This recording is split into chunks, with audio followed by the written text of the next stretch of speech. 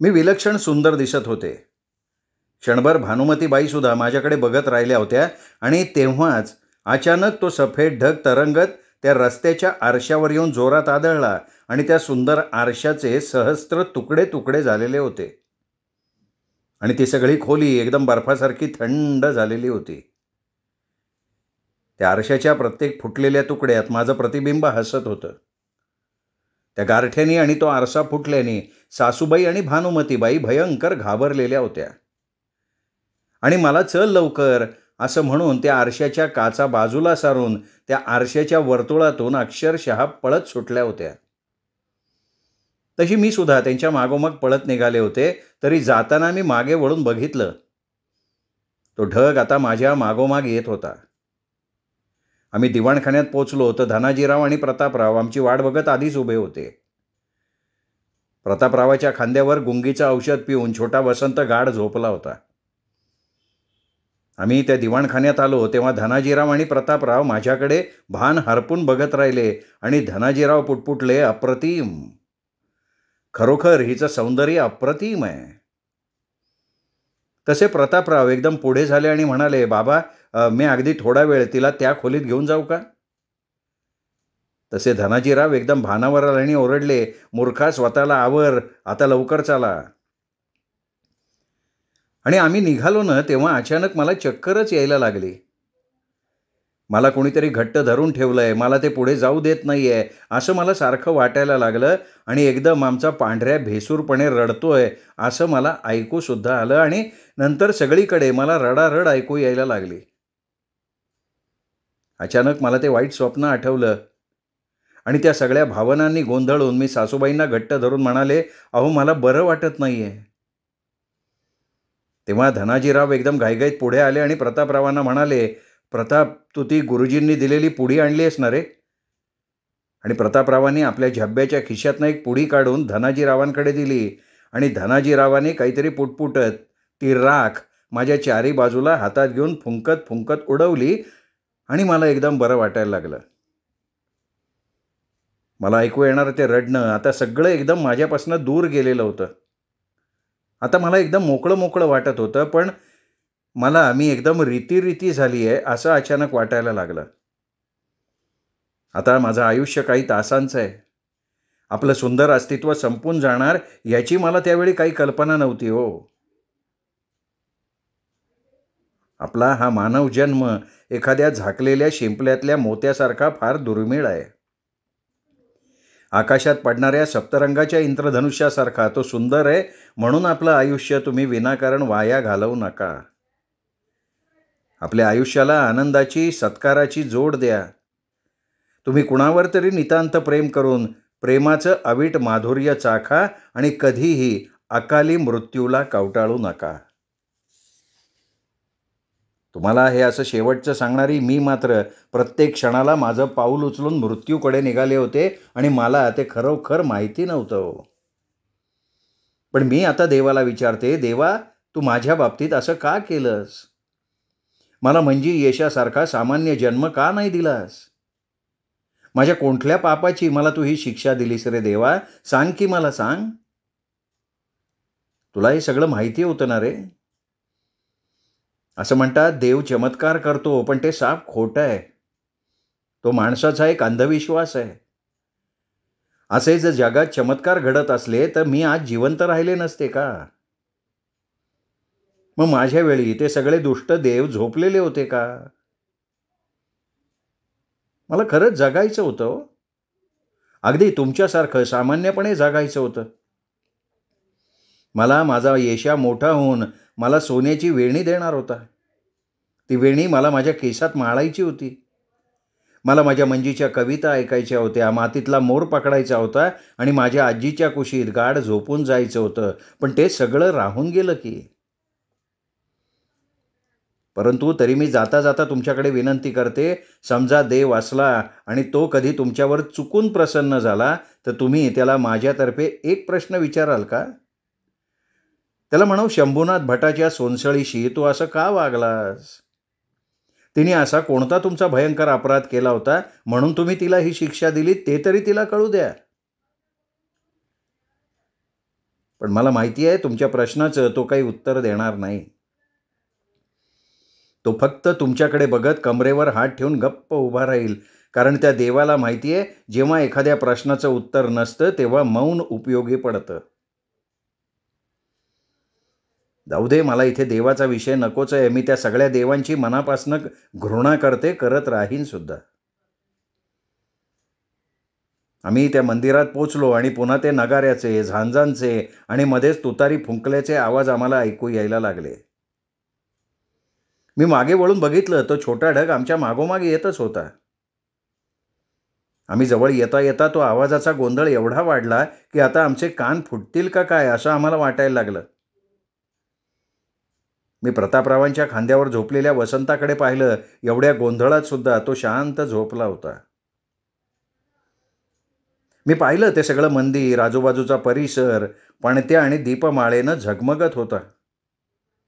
तो येणारा वाद्यांचा आवाज जणू एखाद्या महाराजानं लढाई जिंकली आहे आणि तो आपल्या राज्यात प्रवेश करतोय आणि त्याच्या विजयाचा सगळ्यांनी जल्लोष करतायत असा मला वाटायला लागला. आम्ही मंदिराच्या जवळ पोचताच तो झांजांचा, नगाऱ्याचा, मध्येच तुतारी फुंकण्याचा आवाज एवढा वाढला की मला चक्कर येते असं वाटायला लागलं. इथे धनाजीराव, प्रतापराव, सासूबाई आणि भानुमतीनं मात्र अत्यंत घाबरून एकमेकांना घट्ट धरलं होतं. मी त्याही परिस्थितीत मागे वळून बघितलं. त्या दीपमाळेच्या आणि पणत्यांच्या प्रकाशात तो तरंगणारा सफेद ढग अत्यंत सुंदर दिसत होता आणि त्याच्या तिथे असण्यानं मला एक प्रकारचा दिलासा सुद्धा मिळालेला होता. तरी माझ्या मागचा तो भास आता मला घट्ट येऊन बिलगलाय हे सुद्धा मला जाणवत होतं. तसं पाहता मी भयंकर अस्वस्थ झालेली होते. आज काहीतरी अभद्र असं माझ्या बाबतीत घडणार आहे असं मला राहून राहून वाटत होतं. त्यामुळे मी फार घाबरलेली होते. मला त्यावेळी नुकतंच 15वं वर्ष लागलं होतं. माझ्या वयाप्रमाणे माझं कोवळं मन सुद्धा अपरिपक्व होतं. मला या मतलबी जगाचे मतलबी व्यवहार काही म्हणजे काही माहितीच नव्हते हो. तरी लक्ष्मी, मी तुला एक शेवटचा जाब विचारते. मी तुझा एक उपवास मोडला किंवा तुझ्या घरात मी ब्राह्मण असून अभद्र भक्षण केलं, त्या माझ्या एवढ्याशा लहान चुकीबद्दल तुम्हाला एकदम प्राणदंडाची शिक्षा का दिलीस? अगं, माझ्या कुटुंबियांची तुला थोडीसुद्धा दया आली नाही? तू विष्णुपत्नी इतकी निष्ठुर आहेस याची मी कधी कल्पनाही केली नव्हती. मग तुझ्यापेक्षा ती काली माता 1000 वाटेनं चांगली. तिने तरी माझं, माझ्या कुटुंबाचं, ते आमच्या घरचं दैवत असती तर आमचे असे कदापि वाईट केलं नसतं ग तिने. आम्ही त्या मंदिरासमोर आलो आणि मी अचानक मनात म्हणाले, लक्ष्मी, या मंदिरात शिरण्यापूर्वी तुला मी बजावून सांगतेय की जर इथे माझं काही बरं वाईट झालं तर मी सगळ्या जगाला ओरडून सांगेन की लक्ष्मी वाईट आहे. आणि यदाकदाचित मला पुनर्जन्म मिळाला तर माझ्या बाबांची शपथ घेऊन तुला सांगते, मी कधीच तुझी पूजा करणार नाही किंवा तुझं तोंडही पाहणार नाही. आणि मी भयंकर दचकले. मी या क्षणी माझ्या मृत्यूचा का विचार करत होते? त्याच वेळी तो ढग जणू मला सांत्वन दिल्याप्रमाणे माझ्या डोक्यावर येऊन तरंगायला लागलेला होता. आम्ही त्या मंदिराजवळ पोचलो तर मंदिराचं अजस्त्र काळं दार बंद होतं. आम्ही गेल्यावर मात्र ते दार हळूहळू आपोआप उघडं झालं आणि एक प्रचंड घंटानाद आम्हाला ऐकू आलेला होता. मी पाहिलं त्या मंदिराच्या दाराच्या मधोमध कंकाल बाबा लाल भडक रंगाची कफनी घालून, डोकीला लाल रुमाल बांधून, आपल्या गळ्यात लाल कमळाचा लांब लचक हार घालून एखाद्या दैत्यासारखे उभे होते. त्यांचं कपाळ, तोंड शेंदुरानं माखून गेलेलं होतं. आत्ता या क्षणी ते त्या शवावर बसलेल्या चंडिकेपेक्षाही भयंकर दिसत होते. मी त्यांच्या समोर आल्यावर ते काही क्षण माझ्याकडे एकटक बघत राहिले आणि नंतर एकदम माझ्या समोर येऊन त्यांनी तो आपल्या गळ्यातला लाल कमळाचा हार काढला आणि माझ्या गळ्यात घातला आणि मग तो तिथला सगळा गोंगाट एकदम शांत झाला. आता माझ्या दोन्ही बाजूला निंबाळकर मंडळी उभी होती. मी त्यांच्या मध्ये उभी होते आम्ही त्या मंदिरात आत आलो आणि प्रतापरावांनी तिथेच बाजूला छोट्या वसंताला झोपवलं. मी आत आल्यावर कंकाल बाबा मला चल म्हणाले आणि मी त्या शिवलिंगाच्या पुढे गेले. समोरची रांगोळी बघून एकदम दचकून थबकले. त्या गोल रांगोळीत रेखाटलं होतं, हे सर्व शक्तिमान आदिशक्ती असलेल्या मृत्यू देवतांनो, ही 20 वर्षांपासून एकदा येणाऱ्या अमावास्येच्या दिवशी जन्मलेली कुमारी सुलक्षणी सोनसळी, हा तिने स्वखुशीनं दिलेला बळी तुम्ही मान्य करून या कंकाल बाबांना आपल्या विद्येयोग्य असं तुम्ही ठरवा. मी अत्यंत भयचकित नजरेनं बघितलं की त्या रांगोळीच्या त्या अक्षराच्या खाली एक सोन्याची मूठ असलेली तळपती तलवार लाल कमळाच्या हारानं झाकून ठेवलेली होती. ती लाल कपड्यातली 64 योगिनींची एकत्रित शक्ती तो लाल बुरखा घालून तिथे शांतपणे उभी होती. आज त्या लाल आवरणावर लोखंडी साखळ्या नव्हत्या, पण ते जे काही तिथे होतं ते जडपणे श्वासोच्छवास करत उभं होतं आणि त्या सर्व 64 योगिनींचे ते जांभळे भयंकर डोळे माझ्यावर स्थिरपणे रोखलेले होते. हे सगळं बघताच माझी भयानं बोबडीच वळाली. मी एक ब्राह्मण कन्या होते आणि कुठल्या पूजेचा काय अर्थ असतो हे मला चांगलंच ठाऊक होतं. त्या रांगोळीतल्या रेखाटण्याचा अर्थ मला कळला होता. देवा, माझा घात झाला होता. मी हे सगळं थरथरत बघत असताना कंकाल बाबा म्हणाले, सोनसळी पुढे ये, या रांगोळीत बस आणि मी सांगतो तशी पूजा कर. आणि मी एकदम भानावर येऊन किंचाळले, नाही नाही, मी ही पूजा करणार नाही. आणि काय होतंय हे समजण्यापूर्वी मी मंदिरातनं पळत सुटले. त्यावेळी मला माहिती होतं की माझं हे उमललेलं सुंदर आयुष्य आता अगदी काही क्षणांचं आहे. मी तिथून पळता पळता भयंकर मोठ्याने बाबा बाबा म्हणून किंचाळत होते आणि त्याच क्षणी कंकाल बाबा माझ्या मागून ओरडले, अरे धरा तिला, या मंदिराबाहेर जाऊ देऊ नका, नाहीतर घात होईल. तुम्ही तिला धरून इतकं बेदम मारा की ती अगदी हातबल व्हायला हवी. आणि ती सगळी गिधाडं माझ्या मागे धावत सुटली होती.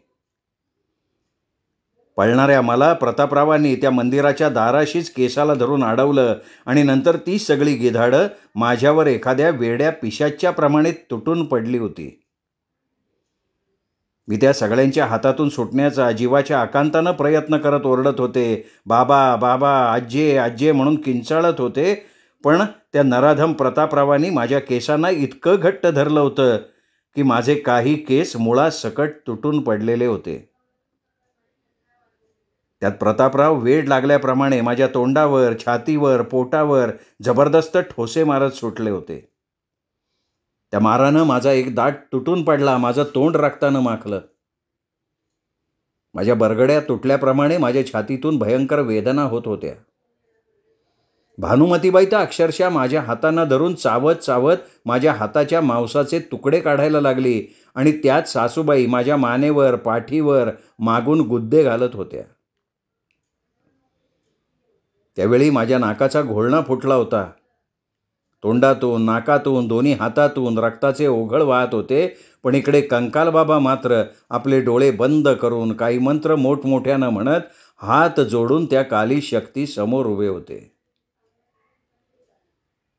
मी त्यावेळी त्या 64 योगिनींच्या मोठ्या मंदिरात माझ्या प्राणाच्या भयानं त्या चौघांनाही आटोपत नव्हते. मी आकाश फाटेल अशा जोरात बाबांच्या नावाचा आक्रोश करत होते. मला त्यावेळी फक्त एकच जाणीव होत होती की मी आता मरणार, माझा इथे बळी दिला जाणार. आणि त्याच विचाराने मी बेफाम झाले होते. ते सगळ्यांशी झुंज देत होते. मी माझे पाय झाडत असताना बघितलं, त्या सफेद ढगानं एकदम कंकाल बाबांवर उतरून त्यांना आपल्यात गुरफटून धरलं होतं आणि कंकाल बाबा त्या ढगातून सुटण्यासाठी जीवाच्या आकांतानं धडपड करत होते.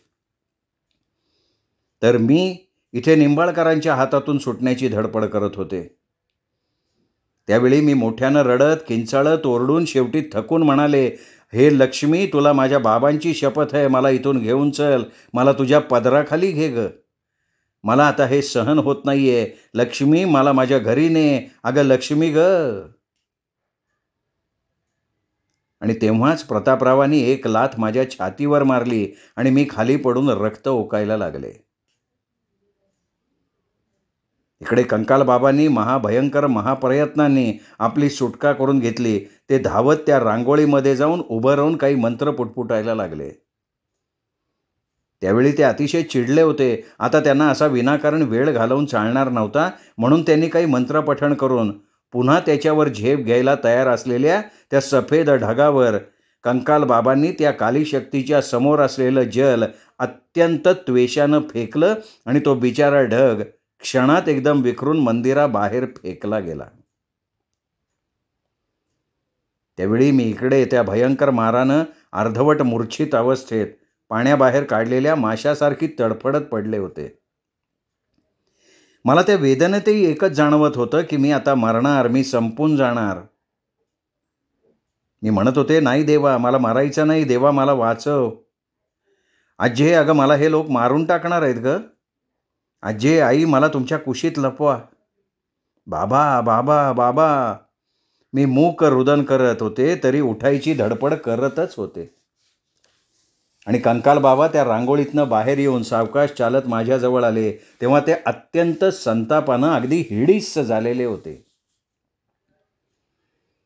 त्यांनी माझ्याजवळ येऊन मला दंडाला धरून खसकन उठवलं आणि संतापाने त्यांनी माझा उजवा अंगठा तोंडात धरला, कचकन चावून खाऊन टाकला.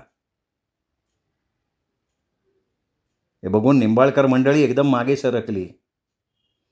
तर मी भयंकर वेदनेनं त्या कंकाल बाबाकडे पाहायला लागले. नंतर ते एकदम शांत होत मला शांतपणे म्हणाले, सोनसळी, तू फक्त माझ्या डोळ्यात बघ. बाकीच्या सगळ्या अस्तित्वांना विसरून जा. मी सांगतोय तसंच कर. आणि मला अचानक माझ्या आजीचं माझ्या कानाशी ओरडणं ऐकू आलं की, सोने, माझ्या बाळा, त्याच्या डोळ्यात तू अजिबात बघू नकोस, नाही तर माझ्या पाडसा आपल्या सगळ्यांचा घात होईल ग. अचानक मला शांती समोर उभी दिसली. मी रडत म्हणाले, शांती, अगं तू तरी मला वाचव. ही माणसं माझा बळी देत आहेत ग. शांती फक्त हसत राहिली होती आणि कंकाल बाबाचा आवाज मला पुन्हा ऐकू आला की, मी तुला काली शक्तीच्या नावानं आज्ञा करतोय, माझ्या डोळ्यात बघ. आणि एकदम मला बाबांचा आवाज ऐकू आला, सोने, माझ्या पाखरा, खाली मान घाल, शंकराचा जप कर, ओम नमः शिवाय. आणि ते स्वतः तो जप मोठमोठ्यांदा करायला लागले.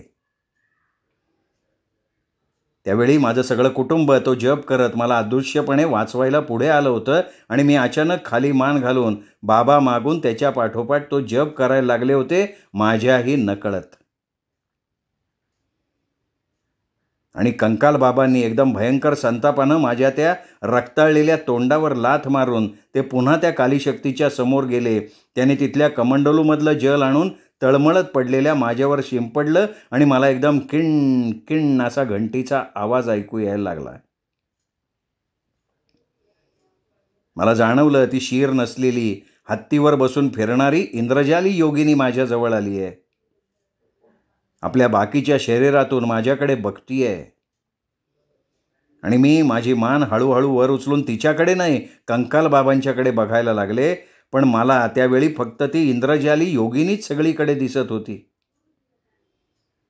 नंतर त्या सगळ्या मंदिरात शंख फुंकले गेले आणि त्या सगळ्या गडबड गोंधळात सुद्धा आजी आणि बाबा माझ्या कानाशी ओरडून सांगत होते, सोने, त्या डोळ्यांकडे बघू नकोस. पण माझी सुंदर निळी नजर आता त्या कवडीसारख्या मेलेल्या नजरेत अगदी मिसळून गेलेली होती आणि हळूहळू माझ्या मनाचा ताबा कंकाल बाबांनी आपल्या हातात घेतला. मी एखाद्या मोडून पडलेल्या बाहुलीसारखी तिथे लोळीपांगळी होऊन पडले होते. कंकाल बाबा म्हणाले, चल उठ, त्या रांगोळीत जाऊन बस आणि पूजा कर. मी महाप्रयासानं उठले तरी माझे डोळे त्या कवडी डोळ्यांवर स्थिर झालेले होते. मी हळूहळू अडखळत चालत त्या रांगोळीत जाऊन बसलेली होते. माझं लहान मन त्या भव्य शक्तीपुढे संपूर्ण हतबल झालं होतं. कंकाल बाबा म्हणाले, हे बळी, म्हण, हे 64 योगिनींच्या एकत्र शक्तींनो, मी ही तुमची पूजा स्वखुशीनं करत आहे. आणि मी अतिशय हळू अडखळत बोबडे बोबडे बोल बोलत तसंच म्हटलं तेव्हा माझ्या तोंडातून रक्ताच्या गुळण्या बाहेर पडत होत्या. कंकाल बाबा माझ्याकडनं काही विचित्र मंत्रपठण करून घेत होते. माझ्यावर ते जल शिंपडत होते आणि मला अचानक भयंकर झोप यायला लागली, तरी मी ते सांगत होते तशी पूजा करतच होते. माझी पूजा आता जवळजवळ संपत आली होती. माझे डोळे बंद होते. त्या बंद डोळे आडून मला एकदम जाणवलं, एक उंच श्वेत धवल ज्या आकृतीला मी अनेकदा पाहिलं होतं तीच आकृती आता माझ्यापासून थोड्या अंतरावर एकदम स्थिर उभी होती आणि आपल्या हातातला एक सफेद धागा माझ्याभोवती गुंडाळण्याचा शिकस्तीनं प्रयत्न करत होती. ती तो प्रयत्न करत असताना ओम नमः शिवाय हा त्यांचा जप मला दुरून सुद्धा स्पष्ट ऐकू येत होता. नंतर त्या आकृतीच्या हातातला तो सफेद धागा माझ्या अंगाभोवती झप करून गुंडाळला जायला लागला होता आणि अचानक कंकाल बाबाचं ते विचित्र मंत्रपठण थांबलं होतं. त्यांनी पाहिलं आता त्यांच्याजवळ वेळ फार कमी उरला होता. आता 12 वाजायला फक्त 20 मिनिटं राहिली होती आणि ही घटिका जर टळली तर पुन्हा त्यांना 20 वर्ष थांबून तो सगळा आटापिटा करायला लागणार होता. कदाचित त्यांचं त्यात आयुष्य संपून गेलं असतं आणि हातातोंडाशी आलेला घास पुन्हा ताटात ठेवणारे कंकाल बाबा नव्हते. त्या तुच्छ ओंकारेश्वर भटाने त्यांना चांगला शह दिला होता आणि काही क्षण त्या पवित्र तेजोवलयापुढे त्यांची अघोरी शक्ती दुबळी ठरली होती. आणि जर ही बळीची घटिका टळली तर ते ओंकारेश्वर भट क्षणात त्यांचा आणि सगळ्या निंबाळकरांचा सर्वनाश करून त्यांच्या नातीला सोनसळीला सहजपणे तिच्या घरी जायचा मार्ग मोकळा करून देऊ शकले असते. कंकाल बाबांनी त्या योगिनीच्या एकत्रित कालीशक्तीला आत्ताच संपूर्ण जागृत करून त्यांच्या बळीला वाचवायचं ठरवलं. त्यावेळी जगातलं सगळ्यात कुरूप आणि हिडीस रूप कंकाल बाबांचं झालेलं होतं. त्यांच्या चेहऱ्याला संतापानं एका सैतानासारखं स्वरूप आलं होतं आणि अचानक एक भयंकर आरोळी ठोकत कंकाल बाबा झोपलेल्या वसंताकडे गेले आणि त्याच्या पायाला धरत धनाजीरावांना म्हणाले, मला वेळ नाही, मला ह्याचा बळी द्यायला लागेल. कंकाल बाबांच्या स्वरूपाला घाबरलेल्या धनाजीरावांनी भानुमतीकडे बघितलं. ती उलट्या काळजाची बाई पटकन म्हणाली, काही हरकत नाही गुरुजी, तुम्ही त्याला घेऊन जा. आणि कंकाल बाबांनी झोपलेल्या वसंताला तसंच ओढत ओढत त्या लाल कालीशक्तीच्या समोर आणलं. मी हे सगळं माझ्या मिटलेल्या भयचकित नजरेनं बघत होते. कंकाल बाबांनी नंतर छोट्या वसंताच्या पायाला धरून त्याला गोल गोल फिरवत जय कालीशक्ती, जय चंडिका, जय कालीशक्ती, जागृत भव, जागृत भव, जागृत भव असं म्हणून कालीशक्तीच्या पायावर त्यांनी छोट्या वसंताला आपटायला सुरुवात केली होती. ते वसंताला जोरात खाली आपटत ओरडत राहिले, कालीशक्ती हा बळी घे, माझ्या बळीला मुक्त कर, मुक्त कर, मुक्त कर. छोट्या वसंताच्या डोक्याच्या चिंधड्या आजूबाजूला उडल्या, रक्ताचा सडा पसरला. बिचाऱ्या छोट्या वसंताला त्या गुंगीत आपल्याबरोबर काय घडलं हे कळलंही नाही. मी माझ्या बंद डोळ्या आडून बघितलं, त्या लाल बुरखा पांघरलेल्या कालीशक्तीच्या बुरख्यातनं एक काळी लांब लचक जीभ लपलपत बाहेर आली आणि त्या जिभेमधनं एक काळा धागा कुणी फेकल्याप्रमाणे माझ्या जवळ आला आणि त्याच क्षणी माझ्या भोवती गुंडाळणारा सफेद धागा आपोआप माझ्यापासनं मोकळा व्हायला लागला. ती सफेद आकृती आता अतिप्रयासानं तो सफेद धागा पुन्हा पुन्हा माझ्या भोवती गुंडाळायचा प्रयत्न करत होती, पण तो आता माझ्या भोवती गुंडाळला जातच नव्हता. त्या काळ्या धाग्याने मला आपल्यात पूर्णपणे बांधून घेतलं होतं आणि अचानक ती सफेद आकृती कुणी तिला लोटल्याप्रमाणे मंदिराच्या बाहेर जोरात बाहेर गेली, विरळ विरळ होत नाहीशी झाली. आणि पुन्हा माझ्या सगळ्या अंगाला मुंग्या आल्या, ते जडत्व आलं. माझ्या मनावर पुन्हा कंकाल बाबांनी ताबा घेतला आणि ते माझ्याजवळ येऊन क्रूरपणे ओरडले, उभी राहा. मी उभी राहिले. ते मोठ्यांदा ओरडले, आता माझ्या मागोमाग म्हण, हे 64 योगिनींच्या एकत्र कालीशक्ती, मी कंकाल बाबाच्या ध्येयपूर्तीसाठी आणि त्या सहस्त्र अब्ज खजिन्यासाठी स्वखुशीनं माझा प्राणत्याग करतीये. तुम्ही माझं हे बलिदान मान्य करून प्रसन्न व्हा. आणि हे म्हणताना मला विलक्षण दुःखाची भावना झाली होती. त्याच क्षणी माझ्या सुंदर नाजूक मानेतनं एक भयंकर जीवघेणी वेदना मला जाणवली आणि पुढच्या क्षणी मी एकदम हलकी हलकी होऊन मोकळी झालेली होते. मी अचानक त्या मंदिरात सर्वांपासून दूर उभं राहून माझ्याचकडे बघत होते. आता माझं ते सुंदर मस्तक एका ताटात होतं. माझं ते नाजूक सोनसळी शरीर अजून भयंकर थरथरत त्या रांगोळीत पडलेलं होतं. मी आश्चर्यानं हलकेच गेले. माझ्या त्या शिरकमलाकडे बघितलं. माझं ते लांब सोनसळी केसांच्या बटा अजून माझ्या त्या रक्तानं भरलेल्या तोंडावर उडून येत होत्या आणि माझे लांब केस माझ्याच रक्तात भिजत होते. माझे ते नीलरत्नाप्रमाणे सुंदर असलेले डोळे मात्र गाढ झोपले होते. माझ्या नाकातल्या नथीतल्या त्या लाल रत्नाच्या प्रकाशाचा किरण माझ्या गुलाबी रेखीव पण आता फाटलेल्या ओठांवर पडला होता आणि माझ्या कर्णफुलांच्या रत्नाची छाया माझ्या केशरी आंब्याप्रमाणे रक्ताळलेल्या गालावर पडलेली होती.